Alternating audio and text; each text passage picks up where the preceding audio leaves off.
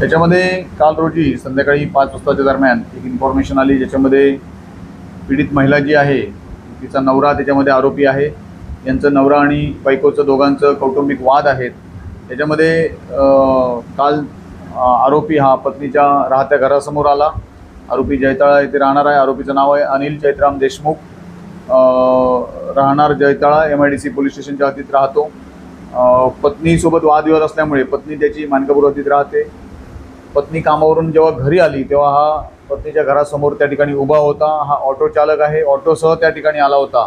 जसं पत्नी समोर आली त्यावेळी त्याच्यासोबत पत्नीसोबत आरोपीनं वाद घातला आणि वाद घालून स्वतःच्या रिक्षामधलं पेट्रोल काढून पत्नीच्या अंगावर टाकलं आणि लायटरने पेटवून देण्याचा प्रयत्न केला. यामध्ये पत्नीला गळ्याच्या आजूबाजूला शरीरावर काही जखमा झालेल्या आहेत. तिच्यावर वैद्यकीय उपचार चालू आहेत. तिची तब्येत आता व्यवस्थित आहे. परंतु तिनं दिलेल्या फिर्यादीवरून आरोपी विरुद्ध भारतीय न्याय संहिता कलम 109 प्रमाणे अटेम्प्ट टू मर्डरचा गुन्हा दाखल करण्यात आलेला आहे.